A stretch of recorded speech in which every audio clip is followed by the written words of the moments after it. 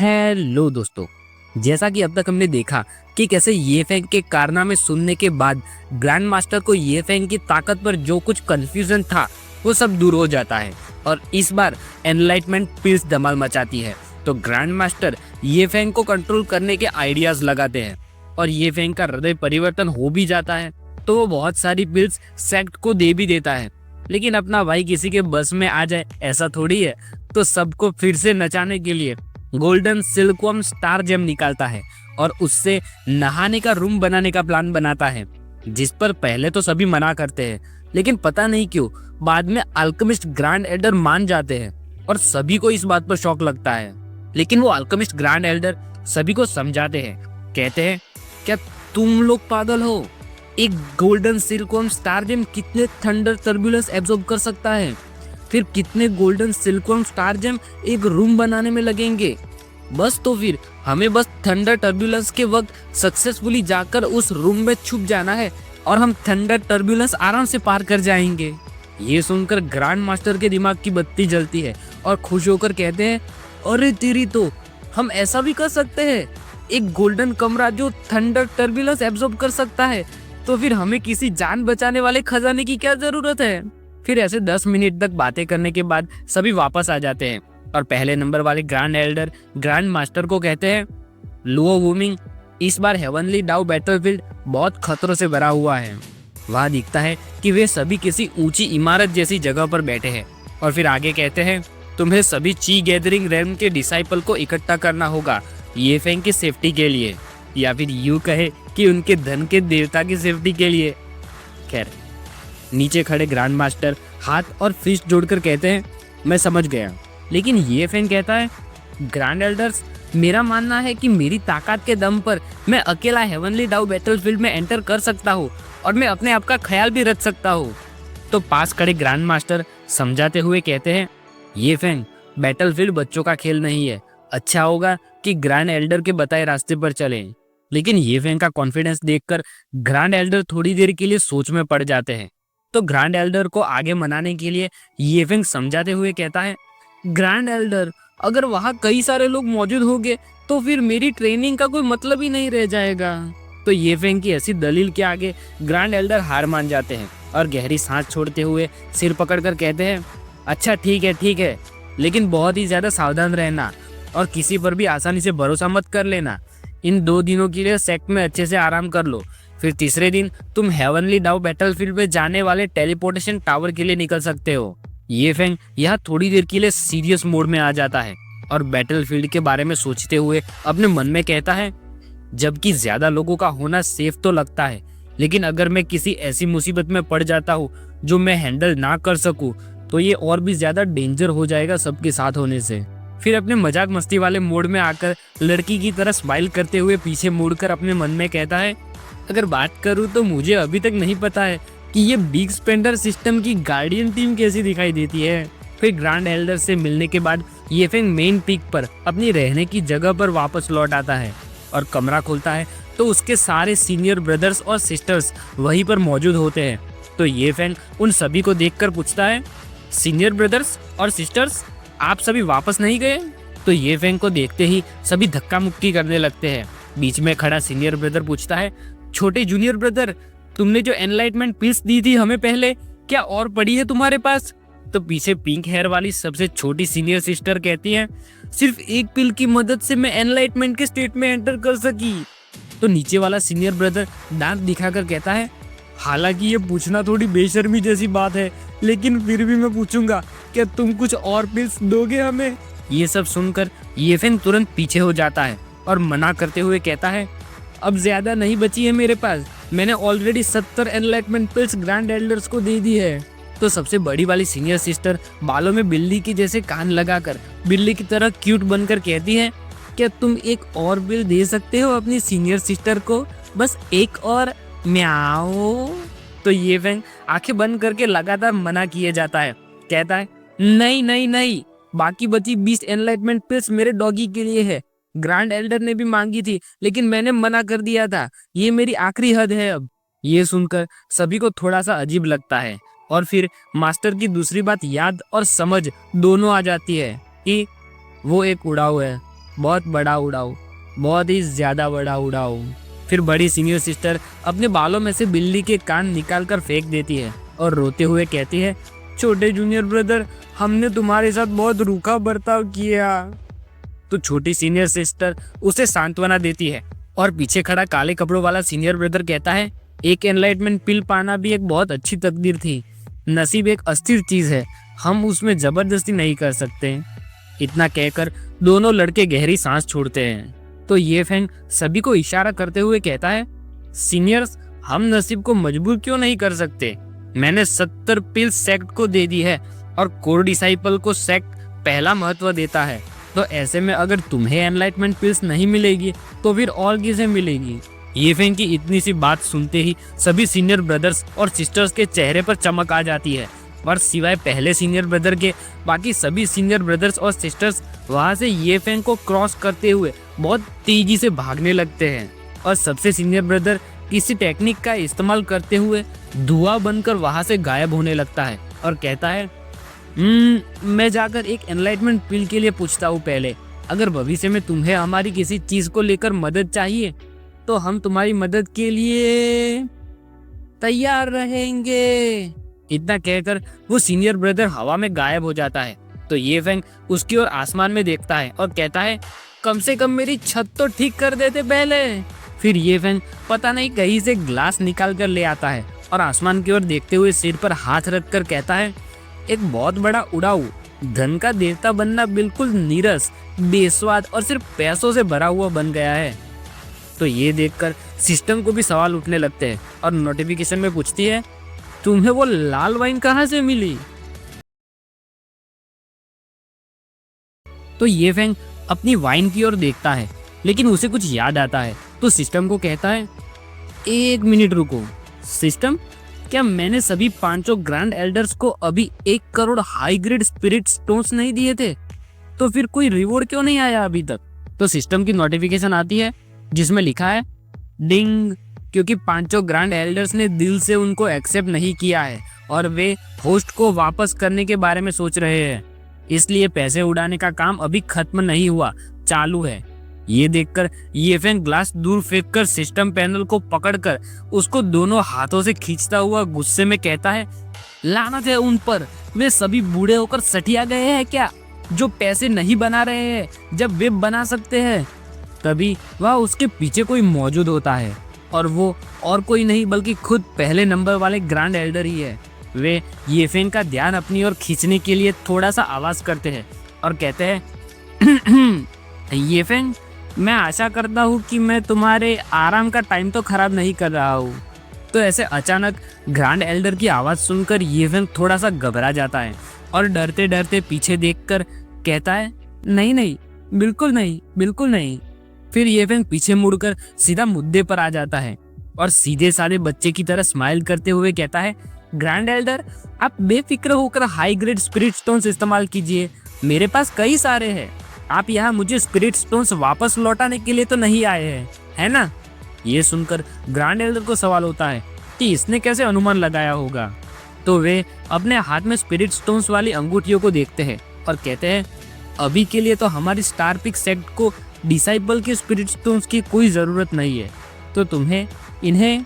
तो ये फेंग बात बीच में ही काटकर तुरंत दांत दिखाते हुए हाथ आगे करके मना करता हुआ कहता है, हालांकि सेक्ट में कितने स्पिरिट स्टोन्स मौजूद है ये तो मुझे नहीं पता, लेकिन अगर सारे सेक्ट के स्पिरिट स्टोन्स भी इकट्ठा कर लेंगे तो वो मेरे जेब खर्च जितना भी नहीं होगा। और फिर ये फेंग मनी लॉन्ड्रिंग एजेंसी शुरू होती है। सूट बूट पहनकर ये फेंग कहता है, ग्रेट एल्डर, अगर सेक्ट को स्पिरिट स्टोन्स की जरूरत पड़े तो बस मुझे कह देना और मैं आपको जितने चाहिए होंगे उतने दे दूंगा। कभी ना खत्म होने वाले स्टोन्स, लाइफ टाइम की गारंटी, एक बिग स्पेंडर डिसाइपल होना अच्छा है। तो ग्रैंड एल्डर भी ये फेंग का टेस्ट लेने के लिए कहते हैं, अच्छा तो फिर क्या तुम्हारे पास स्पिरिट क्रिस्टल है? ये नया नाम सुनकर ये फेंग को कुछ समझ नहीं आता, तो वो पूछता है, स्पिरिट क्रिस्टल? तो ग्रैंड एल्डर पीछे मुड़कर आंखें बंद करते हैं और कहते हैं, सेक्ट में प्रोटेक्टिव फॉर्मेशन लगाए रखने के लिए जरूरी पावर का स्रोत है, लेकिन कुछ समय से हमारे पास उसकी कमी हो गई है। और सोचते हैं, हालांकि मैं चेक कर रहा हूँ कि ये फेंग के पास कितनी संपत्ति है, लेकिन अगर वो कुछ स्पिरिट क्रिस्टल निकाल लेता है तो ये कम से कम हमारी अभी की प्रॉब्लम तो सॉल्व कर देगा। वो बात ऐसी है कि स्टार पिक सेट शिवेंटियन कॉन्टिनेंट के बड़े सेट्स में से एक है, लेकिन ये बहुत बड़ा है, तो समय के साथ इसके सेम लेवल के कई सारे दुश्मन भी बन गए हैं। और अभी के कुछ दशकों में हेवनली डाउ बैटलफील्ड में स्टार पिक सेट को मिलने वाले स्पिरिट क्रिस्टल की संख्या कम होती जा रही है। तो ये फैंग यह सिस्टम की ओर देखकर मन में कहता है, ये सेट के लोग मेरे लिए परिवार जैसे हैं। क्या यह सही रहेगा अगर मैं मेरे परिवार को 10 अरब हाई ग्रेड स्पिरिट क्रिस्टल्स दूं? तो ये सुनते ही सिस्टम में से नोटिफिकेशन आती है, कहती है, डिंग होस्ट, थोड़ी शर्म है आपके अंदर? 10 अरब, तुम्हारा सेट कई 100 सालों में भी उतना इस्तेमाल नहीं कर पाएगा। मैं ज्यादा से ज्यादा 1 अरब कर सकती हूँ। तो ये फैन उंगली दिखाकर कहता है, सिस्टम देखो, ये सेट के लोग मेरे परम प्रिय रिश्तेदार भाई और बहनें हैं, उन्हें ज्यादा की आवश्यकता है। तो सिस्टम साफ साफ मना कर देती है और कहती है, डिंग, बिल्कुल नहीं। ये देखकर ये फैन को सवाल उठता है और कहता है, सिस्टम असल में मुझसे भावताल कर रहा है। ऐसा लगता है कि सिस्टम इतना भी फिक्स नहीं है, शायद फ्यूचर में मैं उससे ज्यादा बात कर सकूं। फिर ये फैन उंगली ऊपर करते हुए दांत कसकर पैर पटकते हुए कहता है, अच्छा ठीक है, तो फिर 10 crore high grade spirit crystals कर दो। इतना कहकर क्लिक करता है तो नोटिफिकेशन आती है, डिंग, 10 crore high grade spirit crystals दिए जा रहे हैं। लेकिन ये फैन को ऐसे हवा में अजीबोगरीब हरकतें करता देखकर ग्रैंड एल्डर अपने मन में कहते हैं, स्पिरिट क्रिस्टल्स हेवनली डाउ बैटलफील्ड के लिए भी यूनिक चीज है। ऐसा लगता है कि उसके पास स्पिरिट क्रिस्टल्स नहीं है।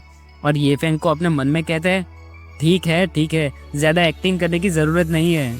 लेकिन तभी ये फैंग अपने हाथ में कुछ चमकती हुई चीज लेकर उसकी ओर देखते हुए कहता है, ग्रैंड एल्डर, रुकना जरा, ये देखिए तो, ये रहे 10 crore high grade spirit crystals. ये सुनते ही ग्रैंड एल्डर को इतना बड़ा झटका लगता है कि वे अपनी जगह पर चिपक कर रह जाते हैं। पूरा शरीर कांपने लगता है और बड़े से खुले मुंह के साथ बिना हिले डुले ये फैंग की ओर देखते रहते हैं। और उनके दिमाग में 10 crore high grade spirit crystal के धमाके ही फटते रहते हैं।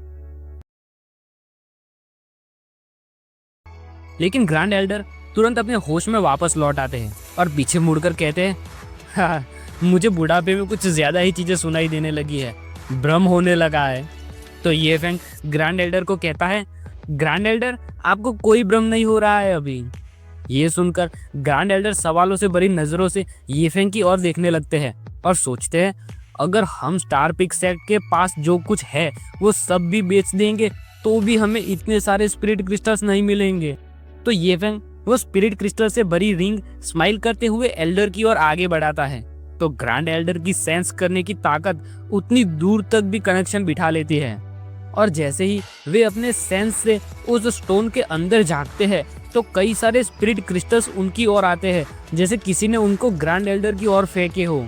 और जैसे ही वे खुद उस रिंग के अंदर मौजूद स्पिरिट क्रिस्टल के खजाने में पहुंच जाते हैं तो वहाँ दूर दूर तक बहुत सारे स्पिरिट क्रिस्टल्स ही मौजूद है, जिनके नीचे सारे पहाड़ और मैदान सब कुछ ढका हुआ है। ऐसा नज़ारा देखकर ग्रैंड एल्डर बहुत चौंक जाते हैं और तुरंत रिंग के बाहर आ जाते हैं और अपनी सेंस बंद कर देते हैं। जैसे ही वो रिंग ग्रैंड एल्डर के हाथ में जाती है तो तुरंत नोटिफिकेशन आती है, डिंग, सक्सेसफुली लगातार उड़ाने के लिए होस्ट को बधाई हो, 200 बिग स्पेंडर पॉइंट्स मिले। डिंग, सक्सेसफुली लगातार उड़ाने के लिए होस्ट को बधाई हो, 300 बिग स्पेंडर पॉइंट्स मिले। एक इनहेंस की हुई 9 स्टार स्वॉर्ड फॉर्मेशन की सीक्रेट मैन्युअल मिली। ये देखकर क्वेश्चन मार्क वाली स्माइल के साथ ये फैंग सिस्टम पैनल की ओर देखता रहता है और मन में कहता है, इनहेंस की हुई फॉर्मेशन की सीक्रेट मैन्युअल, वो क्या है? और मास्टर लगातार अपने हाथ में मौजूद स्टोन को आश्चर्य से देखे जा रहे हैं और पूछते हैं, ये फैंग, क्या तुम सचमुच अपनी मर्जी से ये high grade spirit crystal set को देना चाहते हो? तो ये फैंग पहले तो अपने मन में बहुत खराब वाली स्माइल देकर कहता है, ऐसा लगता है कि इतनी विशाल दौलत के सामने कोई मना नहीं कर सकता।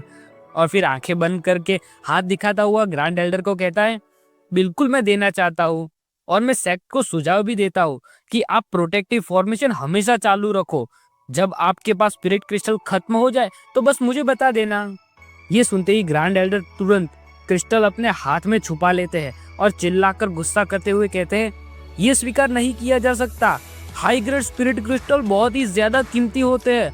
अगर सेक्ट पर कोई मुसीबत नहीं आ रही है तो हम कैसे स्पिरिट क्रिस्टल वेस्ट कर सकते हैं। तो ये फेंग फिर से अपना एक और थर्ड ग्रेड पोज निकालता है, जिसमें इस बार लड़की की तरह ठुमकता हुआ कहता है, ग्रैंड एल्डर ये कुछ नहीं है, बस एक छोटी सी रकम है, रत्ती भर, बस सिर्फ 10 करोड़ ही है।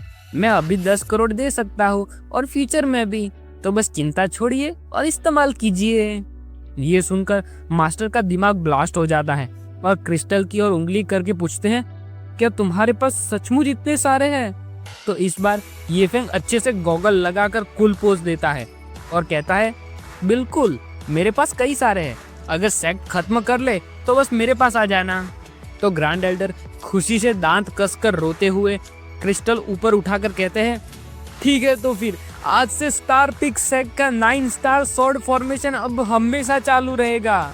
ये सुनकर अचानक ये फेंग का ध्यान ऊपर की ओर मास्टर की बात में जाता है और फिर अपनी चीन पर हाथ रखकर दूसरे इनाम उस मैनुअल के बारे में सोचते हुए मन में कहता है, सेक्ट का protective formation 9 star sword formation है।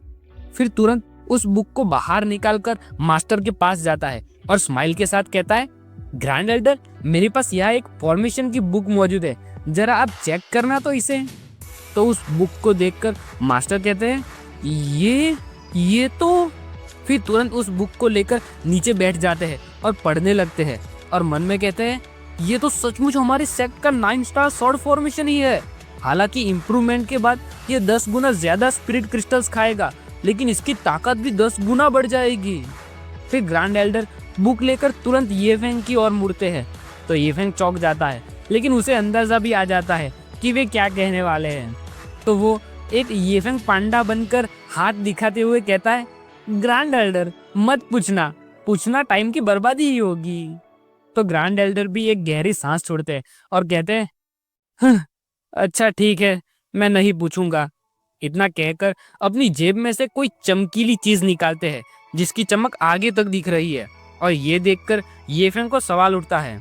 तो ग्रैंड एल्डर एक ऑनररी एल्डर यानी माननीय ज्येष्ठ लिखा हुआ एक सोने से बना बैज निकालकर एक कूल पोज देते हैं और कहते हैं, तो फिर आज से तुम स्टार पिक सेक्ट के ऑनररी एल्डर हो।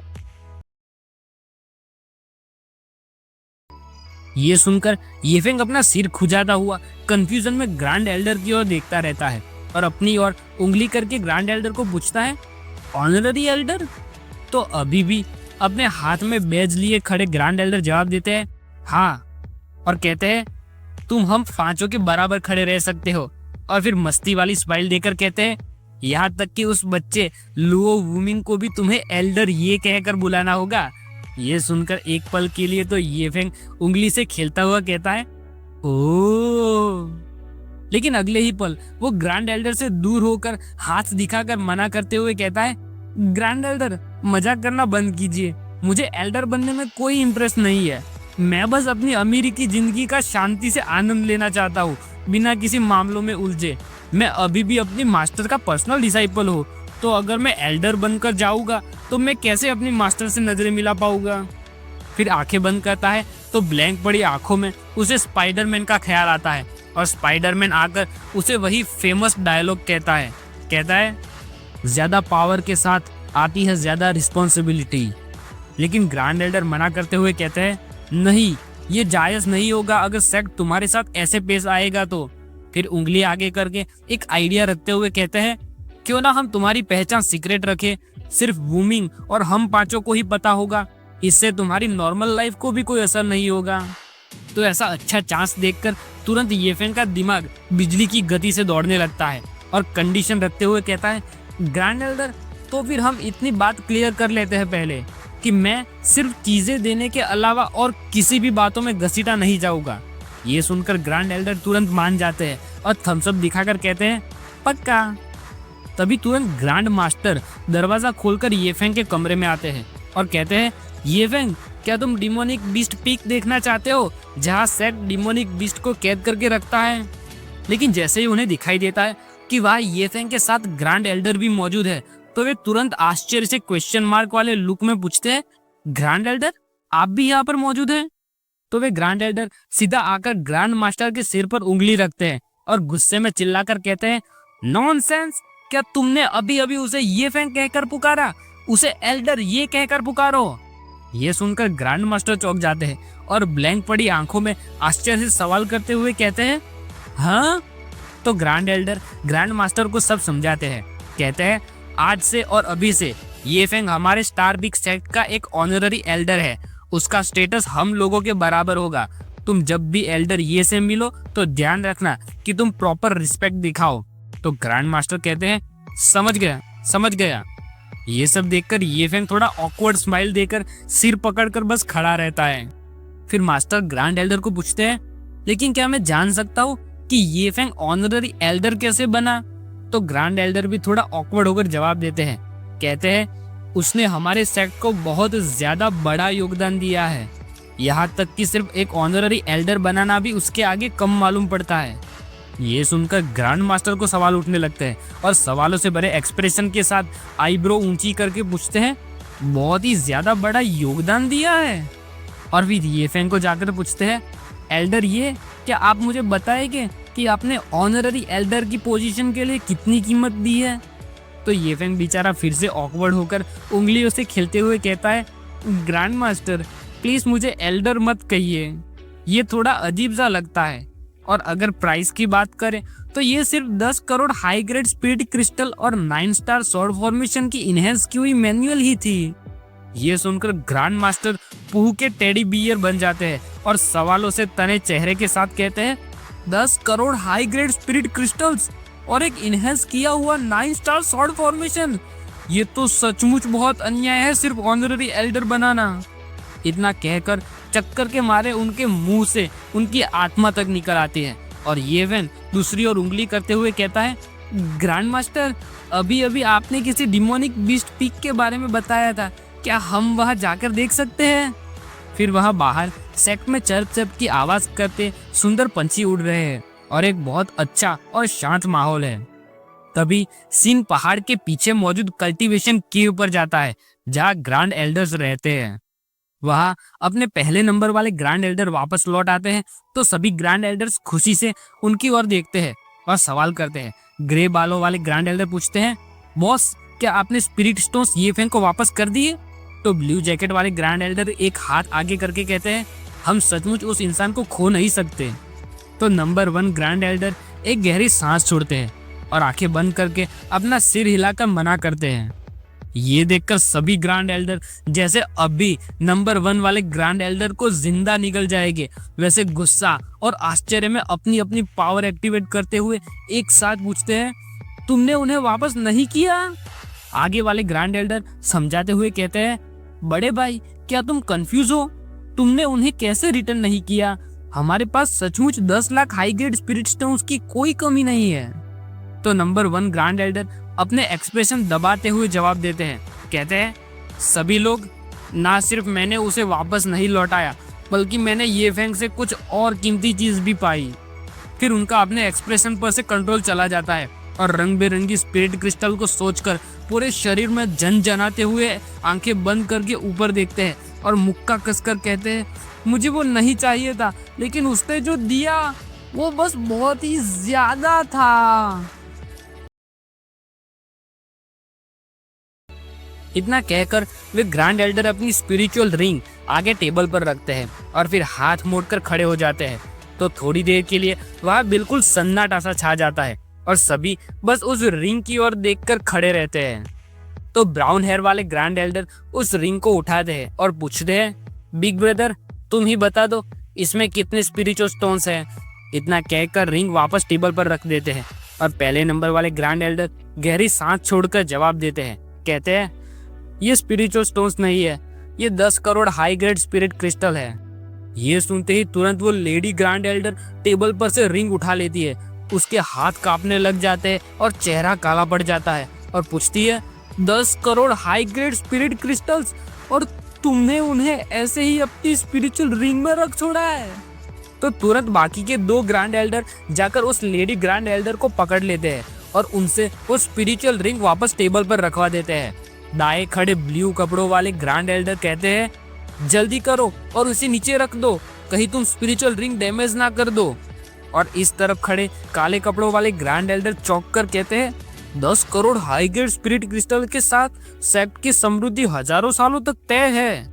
तभी अपने पहले नंबर वाले ग्रैंड एल्डर अपने कपड़े पकड़कर डिटर्मिनेशन के साथ कहते हैं नहीं, आज से लेकर मैं सेक्ट का प्रोटेक्टिव फॉर्मेशन हमेशा के लिए ऑन रखूंगा।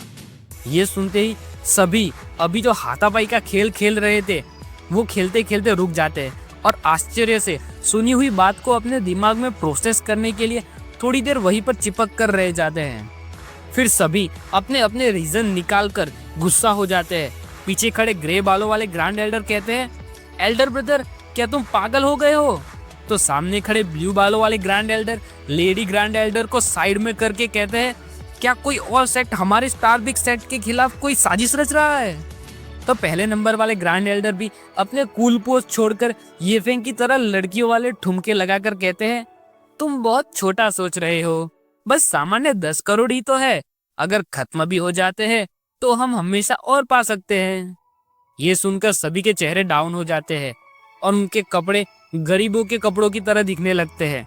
वो लेडी ग्रैंड एल्डर कहती है वो बच्चा यहाँ सिर्फ एक दिन के लिए आया है, लेकिन मुझे ऐसा क्यों लगने लगा है कि हम सब भिखारी हैं। तो वो पहले नंबर वाले ग्रैंड एल्डर अपने कपड़ों में से बुक निकालने लगते हैं और खुश होकर कहते हैं वैसे ये फेंग ने मुझे एक और इनहेंस किया हुआ 9 स्टार सोर्ड फॉर्मेशन भी दिया है। ये 10 गुना ज्यादा एनर्जी खाता है, लेकिन इसकी ताकत भी 10 गुना ज्यादा बढ़ जाएगी। फिर बुक आगे करते हैं और गर्व से लंबी नाक करके कहते हैं अगर ट्रांसेंडिंग टर्बुलेशन रेल्म में 9th लेवल पर मौजूद एक्सपर्ट भी आ जाता है और अगर वो मारा नहीं जाता तो अपाइज तो पक्का हो ही जाएगा। ये सुनकर आश्चर्य में सभी की आंखें चौड़ी और मुंह खुले रह जाते हैं और कहते हैं क्या? तभी कुछ देर पहले जब ग्रैंड मास्टर बेहोश हो गए थे तो ग्रैंड एल्डर खुद ये फेंग को लेकर डिमोनिक बीस्ट पीक पर गए थे। वहां वे किसी छोटे से पहाड़ के अंदर जाने के रास्ते से होकर नीचे की ओर जा रहे हैं और जाते वक्त रास्ते में ग्रैंड एल्डर ये फेंग को कहते हैं ये फेंग, इन सील्ड गुफाओं में अलग अलग ताकत और नंबर के डिमोनिक बीस्ट मौजूद है। इसमें तुम जितने अंदर जाओगे उतने डिमोनिक बीस्ट ताकतवर होते जाएंगे। तो ये फेंग सवाल करता हुआ पूछता है तो फिर इन्हें सील्ड क्यों करना, उन्हें सीधा मार ही क्यों नहीं देते हैं? इतनी बात करते करते वे दोनों अंदर तक पहुंच जाते हैं। तो ग्रैंड एल्डर सामने की ओर दिखाकर ये फेंग के सवाल का जवाब देते हुए कहते हैं जिंदगी और मौत की लड़ाई के लिए जो भी डिसाइपल सेक्ट के बाहर जाना चाहता है उन्हें पहले सील्ड डिमोनिक बीस्ट से लड़ना होगा। अगर वे इन सील्ड डिमोनिक बीस्ट को भी नहीं हरा सकते तो वे बाहर की दुनिया में बिल्कुल नहीं टिक पाएंगे। यहाँ पर उनके पास कम से कम बचकर निकलने का रास्ता तो है, बाहर की दुनिया में उन्हें वो नहीं मिलेगा। वहाँ सामने दिखता है कि किसी डिसाइपल का कंधा और हाथ येलो पक्षी ने पकड़ रखा है, तो पीछे तो रेड एनर्जी वाले बीस्ट ने दूसरे डिसाइपल का हाथ ही पूरा मुंह में पकड़ रखा है।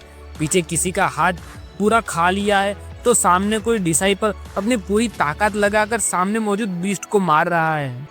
लेकिन ऐसा नजारा देखने के बाद भी ये फेंग डरने के बजाय एक्साइटेड होकर किसी गेम के कैरेक्टर की तरह जमीन पर पैर पटक कर जाने के लिए तैयार हो जाता है और ग्रैंड एल्डर को कहता है ग्रैंड एल्डर, मैं कुछ दिनों में हेवनली डाउ बैटलफील्ड में जाने वाला हूँ, तो क्या मैं अपनी स्किल यहाँ चेक कर सकता हूँ? तो ग्रैंड एल्डर कहते हैं चलो इन डिमोनिक बीस्ट को बाकी के सीनियर डिसाइपल के लिए छोड़ देते हैं, उनके एक्सपीरियंस के लिए। और मन में कहते हैं नहीं नहीं, बिल्कुल नहीं। ये फेंग की ताकत को देखते हुए अगर वहाँ सेम रेलम के 200 डिमोनिक बीस्ट भी होते तो भी वो उन्हें बड़ी आसानी से हरा देता। और ये फेंग वहाँ पीछे हाथ ऊपर करके बच्चों की तरह हरकतें करने लगता है। बाहर निकलकर भी अपने पोस्ट देता रहता है और कहता है स्पिरिचुअल फ्यूजन रैम के बारे में क्या ख्याल है, क्या मैं अंदर जा सकता हूँ? तो ग्रैंड एल्डर ये फेंग को इग्नोर करने लगते हैं और कहते हैं तुमने क्या कहा? सूरज की रोशनी आज वाकई में बहुत अच्छी है। ये फेंग ग्रैंड एल्डर की हरकतें समझ जाता है और फिर अपनी सिस्टम पैनल में देखता है जिसमें बिग स्पेंडर पॉइंट्स 2810 दिखाता है। तो ये फेंग मन में कहता है ग्रैंड एल्डर मेरी किसी भी बात की ओर ध्यान ही नहीं दे रहे हैं और मेरे पास भी अभी सिर्फ 2810 पॉइंट्स ही मौजूद है। ऐसा लगता है कि मुझे बहुत बड़ा खेल खेलना पड़ेगा। फिर दूसरे दिन पहले नंबर वाला कोर डिसाइपल सोफा पर बैठा बैठा मेडिटेशन कर रहा है और ये फेंग कुर्सी पर बैठा बैठा अपनी सिस्टम पैनल देख रहा है और उसमें कुछ पढ़ते हुए कहता है पर्पल थंडर मेड लायन की लाश, ये किस लेवल का डिमोनिक बीस्ट है और मैं इससे कैसे संभाल सकता हूँ। फिर अपनी कुर्सी पर से खड़ा होकर पूछता है, सीनियर ब्रदर हम डिमोनिक बीस्ट की लाशों से कैसे निपटते हैं। तो वो सीनियर ब्रदर कहता है, एक डिमोनिक बीस्ट की लाश तुम अपनी स्पिरिचुअल पावर का इस्तेमाल करके उसकी लाश में से बीस्ट का एसेंस ब्लड रिफाइन कर सकते हो, लेकिन एसेंस ब्लड सिर्फ फिजिकल कल्टीवेटर के लिए ही फायदेमंद होगा। तो येफेंग उत्सुकता दिखाता हुआ पूछता है, किसे फिजिकल कल्टीवेटर में गिना जाएगा। तो पहले नंबर वाला कोर डिसाइपल जवाब देते हुए कहता है, जो कल्टीवेशन मेथड का इस्तेमाल अपने शरीर को मजबूत बनाने के लिए करे, हेवन और अर्थ की स्पिरिचुअल एनर्जी को एब्जॉर्ब करके लगातार अपने शरीर को ट्रांसफॉर्मेशन में डाले, उसे कहते हैं फिजिकल कल्टीवेशन।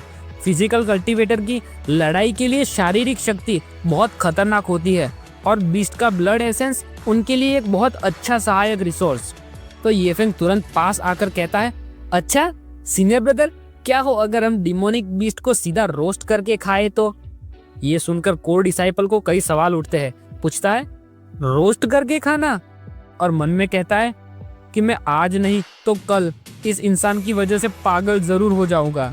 फिर वो senior brother monkey king movie के मॉन्क जैसा बन जाता है और भाषण देने लगता है। कहता है, जितना अधिक ताकतवर राक्षस का शव होगा उतना मुश्किल उसके शरीर में मौजूद रुधिर का अर्क निकालना होगा। अगर तुम उसे सीधा भूनकर खाओगे तो मुझे डर है कि उससे मिलने वाली शक्ति राक्षस के रुधिर के अर्क में से मिलने वाली शक्ति का 1% भी नहीं होगा। निचली कक्षा के राक्षसों के लिए ये कोई मायने नहीं रखता, किंतु ताकतवर राक्षसों के रुधिर का अर्क ना निकाल कर उसे सीधा भूनकर खाओ तो ये थोड़ा अधिक से भी अधिक गैर मामूली हो जाएगा। तो येफेंग उसी मूवी के मंकी किंग की तरह ये सब बातें सुनकर इतना उब जाता है कि उबासी लेते लेते नीचे तक गिर पड़ता है और पूछता है, क्या हमारे सेट में कोई फिजिकल कल्टीवेटर है। तो वो कोर डिसाइपल अभी भी कैरेक्टर में रहकर कहता है, मुझे मेरी बात समाप्त करने दो पहले। फिर वो कोर डिसाइपल एक ग्रैंड एल्डर को सोचकर कहता है, श्रेष्ठ वृद्धा वू शक्तिशाली ऊंचा उठने वाले क्लेश कक्षा के शारीरिक कृषक है और उनकी पहचान एक शस्त्र धातु कर्मी के तौर पर नजदीक से संबंध रखती है। ऐसी अफवाह है कि जब वे 10 वर्ष की आयु के थे तब, लेकिन तभी उसे नजर आता है कि येफेंग भी मंकी किंग वूकोंग की तरह भाषण से बचने के लिए चुपके से पतली गली पकड़कर 9-2-11 हो रहा है। ये देखकर वो कोर डिसाइपल कहता है, हाँ रुको, चले नहीं जाओ। और फिर वो अपने कैरेक्टर में से बाहर आ जाता है और टेंशन में सोचता है, जूनियर ब्रदर क्या ऐसा हो सकता है कि तुम्हारे पास किसी बहुत ज्यादा ऊंचे लेवल के डिमोनिक बीस्ट की लाश मौजूद हो और तुम उसे सीधा रोस्ट करके खाने के बारे में सोच रहे हो। फिर येफेंग वहां से सीधा ट्रेनिंग ग्राउंड पर चला जाता है जहां उसने पहले धूम मचाई थी और सीरियस लुक में बिना कुछ बोले चलता जाता है। तो कोई कहता है, हाँ क्या जूनियर ब्रदर येफेंग आज फिर से फाइट करने वाला है। तो दूसरा कोई कहता है, येफेंग सचमुच मोटिवेटेड है। तो येफेंग को ऐसे आता हुआ देखकर मैंग यांग पहले से ही अपने सिर पर मरने वाली रिंग लगाकर जमीन पर लेट जाता है और कहता है, मेरी तरफ मत देखो, मैं उससे अच्छा हार मानना पसंद करूंगा। ये देखकर किसी को शौक लगता है तो किसी को हंसी आती है। इतनी देर में येफेंग स्टेज के करीब जाकर उसके ऊपर जंप लगाकर चढ़ जाता है। तो ये देखकर सभी का ध्यान उसकी ओर जाता है। येफेंग स्टेज पर चढ़कर अपनी स्पिरिचुअल रिंग हवा में फेंकता है और कहता है, सीनियर और जूनियर ब्रदर्स चलो आज मैच नहीं करते, इस मीट को खत्म करने में मेरी मदद करो। आज मैं तुम सभी को पार्टी देता हूँ, बारबेक्यू की। ये सुनकर नीचे मौजूद सभी स्टूडेंट्स ऊपर रिंग की ओर देखते हैं और तुरंत ही उस रिंग के अंदर से ब्लू कलर की लाइट बाहर निकलने लगती है, जैसे बस अभी वो फटने वाली हो। और बिल्कुल ऐसा होता भी है। वहाँ हर तरफ धुंध उठ जाती है और उससे कुछ डिसाइपल को धक्का लगता है तो बाकी के खुद अपनी पूरी ताकत लगाकर वहां से दूर भागने लगते हैं। भागते भागते कोई कहता है, मैंने बस अभी ही एरिना ठीक की थी। फिर जैसे ही सब शांत हो जाता है और धुंध धीरे धीरे नीचे होने लगती है तो कोई वहां देखकर बड़ी बड़ी आंखें खोलकर कहता है, ये तो वहां एक बहुत बड़ा पर्पल कलर का लायन मरा हुआ पड़ा है और उसके सिर पर ब्लू कलर का मुकुट जैसा कुछ बना हुआ है। उसकी वजह से नीचे गिरा पड़ा डिसाइपल कहता है, ये एक शव है। तो दूसरे की दिल की धड़कन थोड़ी देर के लिए रुक गई थी तो वो अपना दिल पकड़कर कहता है, ओ ऊपर वाले का धन्यवाद है कि ये सिर्फ एक लाश ही है। तो सामने मौजूद कोई कहता है, मैंने तो सोचा था कि आज तो मैं गया। ये फेंग तुरंत उस लायन की बॉडी पर चढ़कर कहता है, जूनियर और सीनियर ब्रदर्स, इसे काटने में मेरी मदद करो, मैं ये अकेला नहीं कर सकता। ये सुनकर सभी उत्साह में आ जाते हैं। कोई कहता है, बिल्कुल मैं तुम्हारी मदद करूंगा। तो दूसरा कोई कहता है, मैं भी मदद करूंगा। फिर एक डिसाइपल जाकर उस लायन की लाश पर अपने तलवार से वार करता है, तो उसकी तलवार टूटकर 2 टुकड़ों में बट जाती है और उस लायन की लाश को एक खरोच भी नहीं आती। तो वो डिसाइपल पूरा वाइब्रेट होता हुआ कहता है, ये फेंग, इस डिमोनिक बीस्ट की चमड़ी बहुत ज्यादा टफ है, मेरी तलवार टूट गई। और एक डिसाइपल को तो अपनी तलवार से इतना प्यार था कि उसके टुकड़े इकट्ठा करके उसकी याद में अगरबत्ती जलाकर रोने लगता है और कहता है, मुझे कई सारे वीक पॉइंट्स मिले, लेकिन तलवार में स्पिरिचुअल एनर्जी डालकर हमला करने पर भी वो टूट गई। पीछे कोई छुरे से छेद करने की कोशिश करता है, लेकिन वो भी मुड़ जाता है और कहता है, जूनियर ब्रदर ये फेंग, ऐसा लगता है कि हमें आज खाने को नहीं मिलेगा। तो तीसरा परेशान होकर दोनों हाथों से उसे मारने लगता है। ये सब देखकर ये फेंग थोड़ा टेंशन में सिर खुजाता हुआ सिस्टम के पास जाता है और कहता है, सिस्टम, क्या तुम्हारे पास कोई पावरफुल ब्लेड या टूल जैसा कुछ है? क्या मैं उन्हें कुछ समय के लिए उधार ले सकता हूँ, वरना मैं इससे निपट नहीं पाऊंगा। तो सिस्टम भी कोई नखरीली गर्लफ्रेंड की तरह जैसे कोई एहसान कर रही हो वैसे मुंह बनाकर कहती है, डिंग, मैं टेम्पररीली होस्ट को 100 खंजर उधार देती हूँ, प्लीज उन्हें इस्तेमाल करो। ये देखकर पता नहीं क्यों लेकिन ये फेंग को थोड़ा शौक लगता है। ये फेंग उन खंजरों में से कुछ खंजर बाहर निकालता है और उनकी ओर बड़ी खराब और सवालों से भरी नजरों से देखता है और मन में कहता है, हाँ, तुम मुझे 100 कबाड़ जैसे खंजर दे रहे हो। लेकिन उसके पास और कोई रास्ता भी नहीं है, तो वो उन खंजरों से भरा हुआ थिगड़ों वाला थैला घसीटकर सबके पास ले जाता है और कहता है, सीनियर और जूनियर ब्रदर्स, उन हथियारों का इस्तेमाल मत करो, मैं जो खंजर देता हूँ उसका इस्तेमाल करो। ये सुनकर सभी रुक जाते हैं और ये फेंग की ओर देखते हैं। फिर ये फेंग जब सभी को खंजर देता है तो पीछे वाला सिर खुजाते हुए कहता है, ये खंजर बहुत काला है।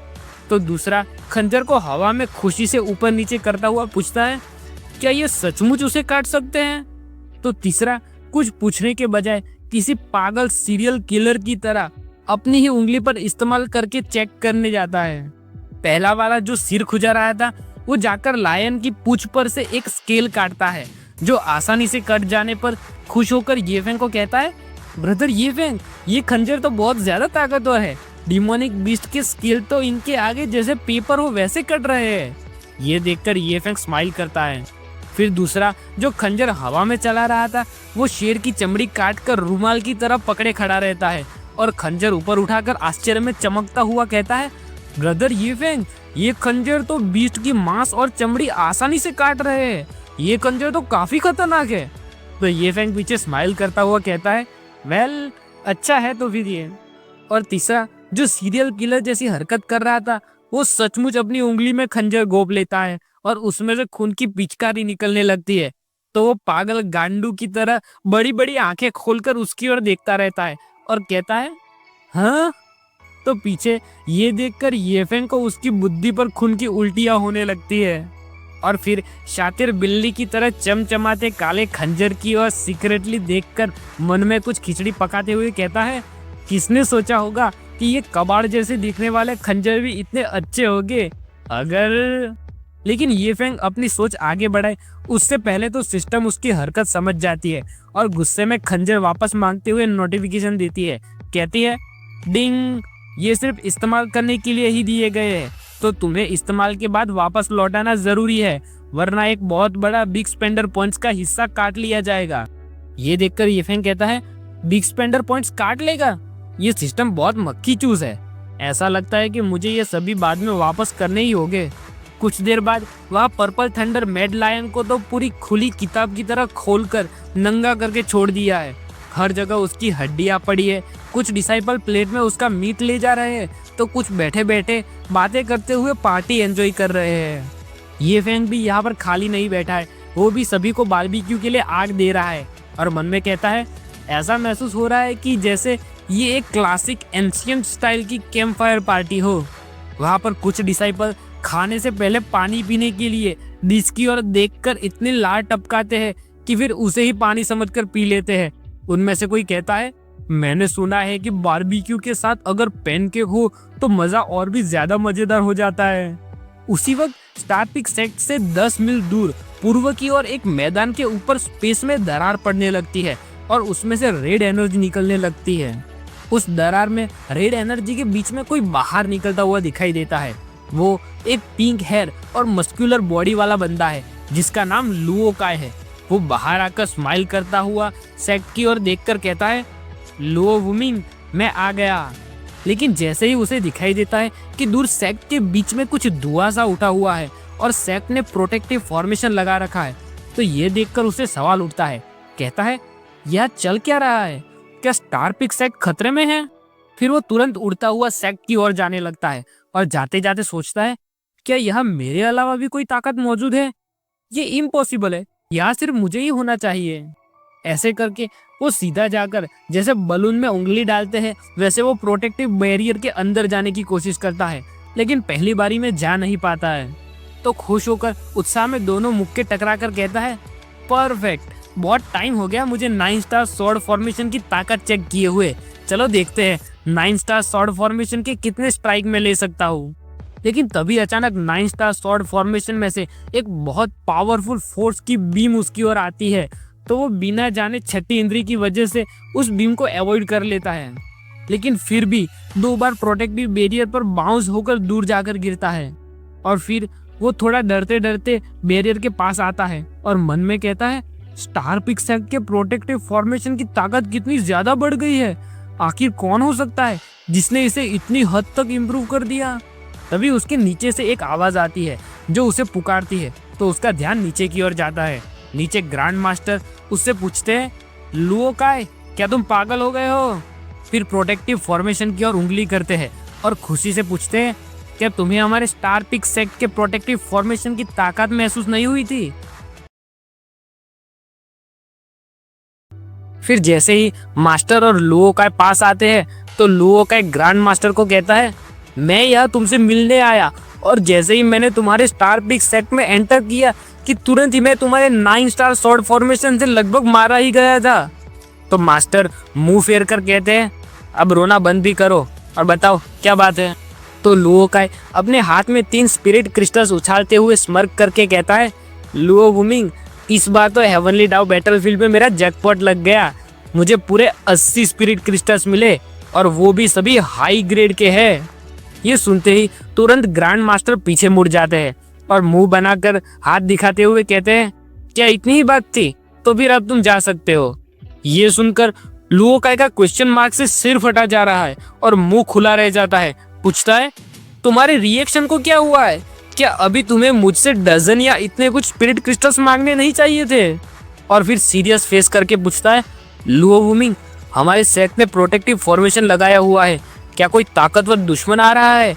वैसे किसने सेक्ट के प्रोटेक्टिव फॉर्मेशन को इतनी खतरनाक हद तक इम्प्रूव कर दिया? तो ग्रैंड मास्टर पीछे मुड़कर स्माइल करते हुए कहते हैं, नहीं, हमारे पास पिछले कुछ समय से स्पिरिट क्रिस्टल्स बहुत ज्यादा मौजूद है, तो बस थोड़ा सा स्टॉक इस्तेमाल कर रहे हैं। और तुम्हें प्रोटेक्टिव फॉर्मेशन की ताकत तो महसूस हुई ही होगी, है ना? हालांकि ये 10 गुना ज्यादा क्रिस्टल खाता है, लेकिन मेरा सेक्ट इतना तो आसानी से हैंडल कर सकता है। तो लुओ काय अपनी दर्द करती कमर को पकड़कर अपने मन में कहता है, तुमने सेक्ट का प्रोटेक्टिव फॉर्मेशन अपग्रेड किया है, बस इसके ऊपर इतना इतराने की क्या जरूरत है? और अपनी छाती पर मुक्का मारकर कहता है, बड़ाई मारने की कोशिश कर रहे हो? हाँ, तो बताओ मुझे तुम्हारे सेट के पास कितने स्पिरिट क्रिस्टल्स मौजूद है अभी? तो मास्टर भी पीछे देखकर पहले मन में कहते हैं, इस इंसान को हाल में ही बहुत बड़ा खजाना मिला लगता है, लेकिन फिर भी अच्छा होगा अगर तुम उन स्पिरिट क्रिस्टल्स को कहीं छुपा दो। फिर जवाब देते हुए कहते हैं, ज्यादा नहीं, बस 10 करोड़, वे कुछ महीने चलेंगे। तुम बस अभी अभी हेवनली डाउ बैटलफील्ड से वापस आए हो ऐसा लगता है ना? तो स्पिरिट क्रिस्टल के अलावा और कोई बात थी?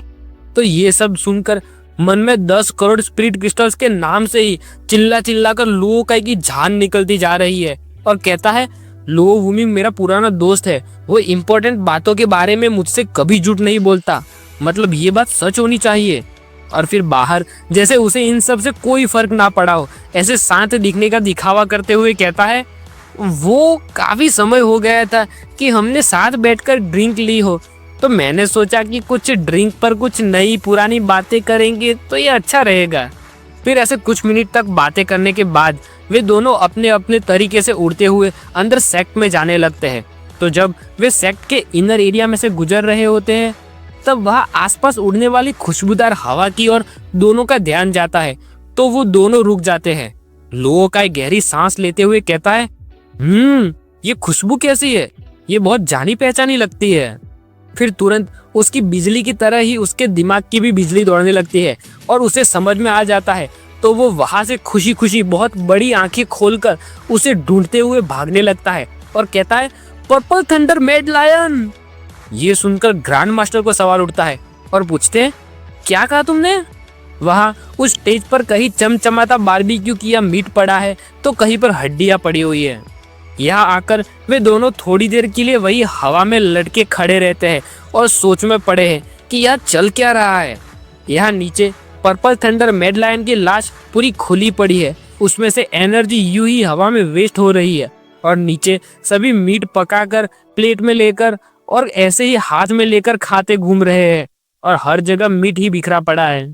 नीचे सचमुच का पर्पल थंडर मेड लायन देखकर लो काय की आंखों में आंसू आ जाते हैं और कहता है, ओ माय गॉड, ये सचमुच वही है।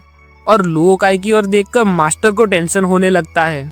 फिर master purple thunder made lion के बारे में सोचकर मन में कहते हैं, ये ऑरा, इस पर्पल थंडर मेड लायन ने पक्का 9 हेवनली डाउट थंडर टर्बुलेंस पार किए हैं और किसी भी समय अपर रेल्म की ओर आगे बढ़ गया होता। ये बहुत खतरनाक डीमन है, लेकिन उसकी ऐसी हालत देखकर उस पर अफसोस करते हैं। तभी लुओ काय स्टेज पर देखने की कोशिश करता है और मास्टर को पूछता है, लेकिन एक मिनट, तुम्हारे सेक्ट के डिसाइपल कर क्या रहे हैं? तो मास्टर थोड़ा टेंशन में कहते हैं, ऐसा लगता है कि वे ग्रिल्ड मीट खा रहे हैं। ये सुनते ही लुओ काय पागल सांड की तरह गुस्सा हो जाता है और मास्टर का कॉलर पकड़कर पूछता है, इतने खतरनाक डिमोनिक बीस्ट का मांस ग्रिल करके खा रहे हैं? लुओ वूमिंग, क्या तुम्हारा सेक्ट सचमुच इतना अमीर बन गया है? तो मास्टर खराब एक्सप्रेशन के साथ कहते हैं, अमीर मेरी जुत्ती, ये सब पक्का उस उड़ाऊ येफेंग का ही किया धरा होगा। तभी वहां नीचे एक डिसाइपल प्लेट में कुछ मीट लेकर खुशी खुशी कहता है, चलो एक प्लेट और हो जाए। ये देखकर लुओ का अपने गुस्से में से थोड़ी देर के लिए रुक जाता है और वहां नीचे ध्यान देते हुए कहता है, वो क्या है? और मास्टर का भी ध्यान उस ओर जाता है, तो वे भी गौर से देखने लगते हैं। और इसके साथ ये चैप्टर यहीं पर खत्म होता है। अब देखना ये है कि इन दोनों को पर्पल थंडर मेड लायन से भी इम्पोर्टेंट ऐसा क्या दिख गया कि अपनी लड़ाई करते करते रुक जाते हैं। क्या ये फेंग ने उससे भी खतरनाक कोई और मॉन्स्टर निकाल दिया है, या कोई और खजाना पर्पल थंडर मेड लायन के अंदर दिखाई देता है, या कुछ और फिर ये फेंग अब आगे और क्या क्या मस्ती करने वाला है, वो सब हम देखेंगे अगले चैप्टर में। लेकिन तब तक के लिए बाय।